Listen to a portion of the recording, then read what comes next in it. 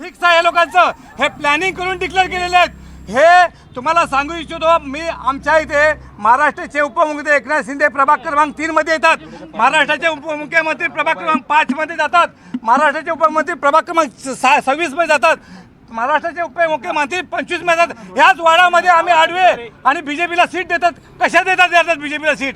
काय कारण आहे बीजेपीला सीट द्यायचे? निषेध असो। अगर शिंदे साहेब येतात म्हणजे कार्यकर्त्याची उमेद वाढते, लोकांचा हौसला वाढतो। आज या ठिकाणी शिंदे साहेब आले म्हणून आम्ही हजारो कार्यकर्त्यांचा एक चेहऱ्यामध्ये उमेद होती।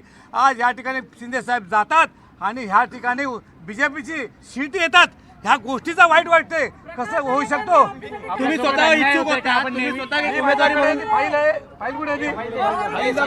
पण तुम्ही स्थानिक आमदाराने प्रकाश सुरवार यांच्याशी तुम्ही काय बातचीत केलेली आहेत का सध्या या सगळ्या मला मी सांगू इच्छितो मित्रांनो, या गोष्टीची लाज वाटते आम्हाला।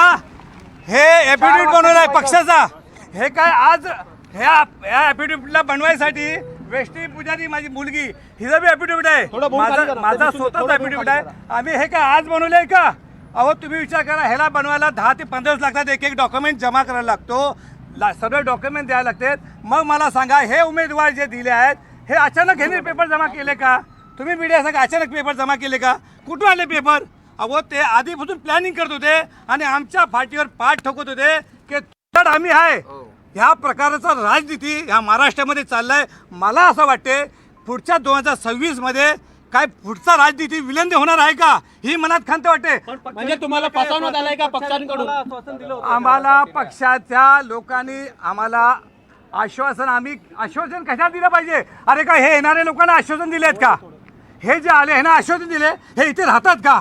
ह्या विभागाची समस्या आहे ना, काय माहिती आहे? पुढे तुमची भूमिका काय असते? आमचं कार्यकर्ते जे सर्व कार्यकर्ते ठरवू, आम्ही निर्णय घेऊ की आम्ही अनेक वर्षामध्ये काम करून आम्ही काय बघा आम्ही कार्यकर्ता आहोत, पण ह्यांच्यामुळे कार्यकर्ते झाले। ह्यांना विश्वासात घेतल्याशिवाय आम्ही कुठलाही निर्णय घेणार आणि निर्णय घेऊ तर सर्व कार्यकर्ते विश्वासून बाहेर पडतात। शिवसेना उद्धव बाळासाहेब ठाकरेच्या पक्षात परतणार का तुम्ही? आम्ही बघा, आम्ही कुठल्या पक्ष, आम्हाला पक्षावरती विश्वास राहिला नाही पहिली तर।